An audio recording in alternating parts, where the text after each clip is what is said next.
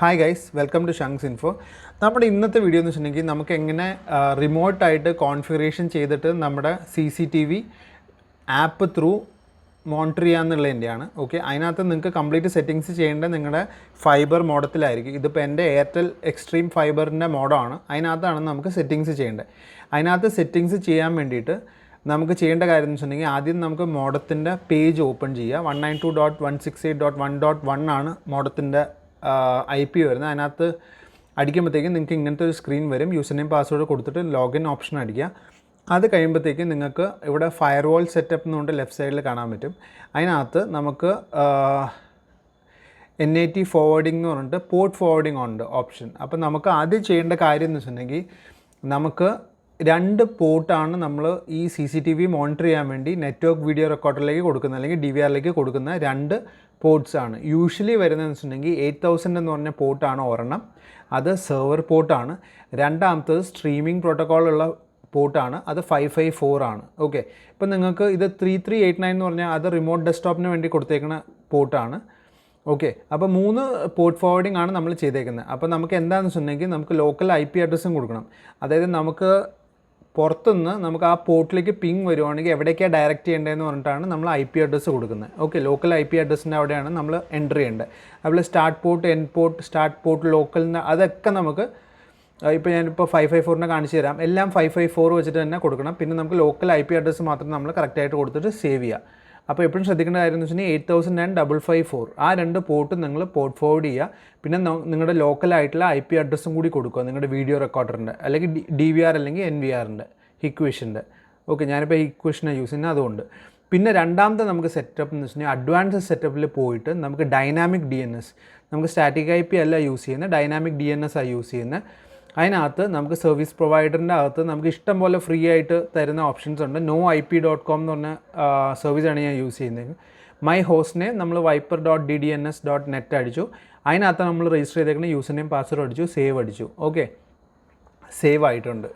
ഇനി നമുക്ക് മോഡത്തിലെ കോൺഫിഗറേഷൻ കഴിഞ്ഞു. ഓക്കെ, ഇനി നമുക്ക് ഇത് ലോഗൗട്ട് ചെയ്തിട്ട് നമുക്ക് ഹിക്വിഷനിലേക്ക് ലോഗിൻ ചെയ്യാം. അതായത് നമ്മുടെ NVRലേക്ക് ലോഗിൻ ചെയ്യുമ്പോഴത്തേക്കും നിങ്ങൾക്ക് കാണാൻ പറ്റും എവിടെ നിന്നാണ് നമുക്ക് കണ്ടോ NVRന് ലോഗിൻ ചെയ്യുമ്പോൾ നെറ്റ്വർക്കിനകത്ത് പോർട്ടിലേക്ക് നമ്മൾ ചെക്ക് ചെയ്യുമ്പോഴത്തേക്ക് അതിനകത്ത് നിങ്ങൾക്ക് കാണാൻ പറ്റും 554ഉം 8000ഉം RTSP പോർട്ടുമാണ്, സെർവർ പോർട്ടുമാണ്. അത് രണ്ടുമാണ് നമ്മൾ ചെയ്തേക്കുന്നത്.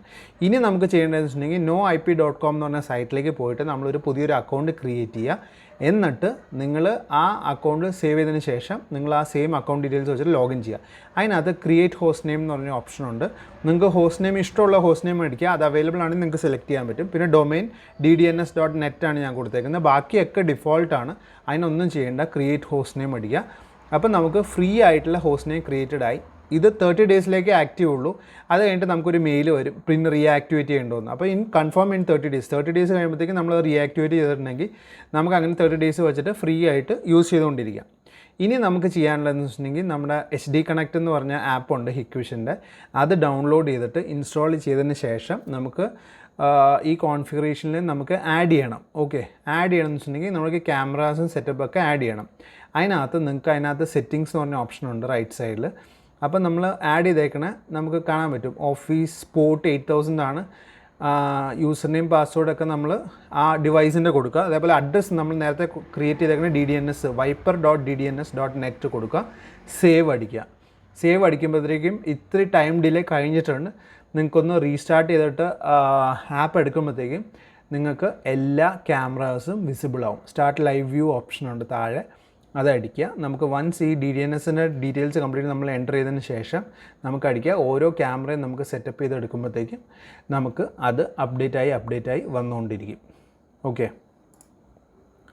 അപ്പോൾ ഇങ്ങനെയാണ് നമുക്ക് ഓരോരോ ക്യാമറാസും നമ്മൾ വ്യൂ ചെയ്യുന്നത്. നമുക്ക് യൂഷ്വലി സ്റ്റാറ്റിക് IP എന്ന് പറയുന്ന ഓപ്ഷനുണ്ട്. അതായത് നമ്മുടെ ഇൻ്റർനെറ്റ് പ്രൊവൈഡറിനടുത്ത് നമുക്ക് സ്റ്റാറ്റിക് IP എടുക്കാൻ പറ്റും. പക്ഷേ അതിനൊക്കെ നമുക്ക് ആനുവലി അല്ലെങ്കിൽ മന്ത്ലി ഫീസ് അടയ്ക്കേണ്ടി വരും. ഇത്ര എമൗണ്ട് വെച്ചിട്ട് എമൗണ്ട് അടയ്ക്കേണ്ടി വരും. സ്റ്റാറ്റിക് IP ആണെങ്കിൽ കോൺസ്റ്റൻ്റ് ആയിരിക്കും. അതിന് പകരമുള്ളൊരു ഓപ്ഷനാണ് ഡൈനാമിക് DNS എന്ന് പറയുന്നത്.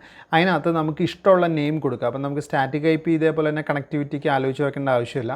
നമുക്ക് ആ നെയിം മാത്രം ഒന്ന് ആലോചിച്ച് വെച്ചാൽ മതി. ഇപ്പോൾ നമ്മൾ കൊടുത്തു viper.ddns.net നെറ്റ് എന്ന് പറഞ്ഞ ആ നെയിം മാത്രം നമുക്ക് ആലോചിച്ച് വെച്ചാൽ മതി. അത് നമ്മൾ കോൺഫിഗറേഷനിൽ എൻ്റർ ചെയ്തിട്ടുണ്ടെങ്കിൽ നമുക്ക് ഈസി ആയിട്ട് നമുക്ക് ആപ്പ് ത്രൂ നമ്മുടെ ക്യാമറാസ് വ്യൂ ചെയ്യാൻ പറ്റും. ഓക്കെ, ഇതിപ്പോൾ noip.com എന്ന് പറഞ്ഞ സൈറ്റിൽ നിന്നാണ് നമ്മൾ ആ DDNS എടുത്തേക്കണേ. ഫ്രീ ആയതുകൊണ്ട് നമുക്ക് എവറി 30 days അത് റീആക്ടിവേറ്റ് ചെയ്യാനുള്ള ഓപ്ഷനുണ്ട്. റീആക്ടിവേറ്റ് ചെയ്യണം, ഇല്ലെങ്കിൽ അത് എക്സ്പയർ ആയി പോയി കഴിഞ്ഞിട്ടുണ്ടെങ്കിൽ നിങ്ങൾക്ക് കണക്ടിവിറ്റി കാണാൻ പറ്റില്ല. അല്ലെങ്കിൽ നിങ്ങൾക്ക് പെയ്ഡ് ആയിട്ട് എടുക്കാനുള്ള പ്ലാനിങ് ആണെങ്കിൽ പെയ്ഡ് ആയിട്ട് എടുത്തിട്ടുണ്ടെങ്കിൽ നിങ്ങൾക്ക് എവറി 30 days റിന്യൂ ചെയ്യേണ്ട ആവശ്യമില്ല. ഞാനൊരു noip.com എന്ന് പറഞ്ഞ സൈറ്റിനെ കുറിച്ച് മാത്രമാണ് പറയുന്നത്. പല വെബ്സൈറ്റ്സ് ഉണ്ട് നമുക്ക് ഡൈനാമിക് DNS കൊടുക്കുന്നത്. അപ്പം നമ്മുടെ മോഡത്തിൽ noip എന്ന് പറഞ്ഞ ഡൈനാമിക് DNS പ്രൊവൈഡറിനെയാണ് നമ്മൾ എടുത്തേക്കുന്നത്. നമ്മൾ കണ്ടു സെറ്റിങ്സിൽ. അതുകൊണ്ടാണ് നമ്മളത് ഡയറക്റ്റായിട്ട് എടുത്ത് സെറ്റ് ചെയ്തിട്ട് നമ്മൾ ഡയറക്റ്റായിട്ട് വ്യൂ ചെയ്യുന്നത്. ഓക്കെ, അപ്പോൾ ഇത്രയ്ക്ക് സിമ്പിളാണ്. നമുക്ക് കണക്ട് ചെയ്തെടുക്കാൻ, നമുക്ക് തന്നെ കണക്ട് ചെയ്തെടുക്കാനുള്ളതേ ഉള്ളൂ. ഓക്കെ, നിങ്ങൾക്ക് ഈ വീഡിയോ ഇഷ്ടപ്പെടുന്നു വിചാരിക്കണം. വീഡിയോ ഇഷ്ടപ്പെടണമെങ്കിൽ നമ്മുടെ ചാനൽ സബ്സ്ക്രൈബ് ചെയ്യുക, വീഡിയോന് ലൈക്ക് അടിക്കുക. വീണ്ടും അടുത്തൊരു വീഡിയോ ആയിട്ട് അടുത്തവണ കാണാം. Thank you for watching. By.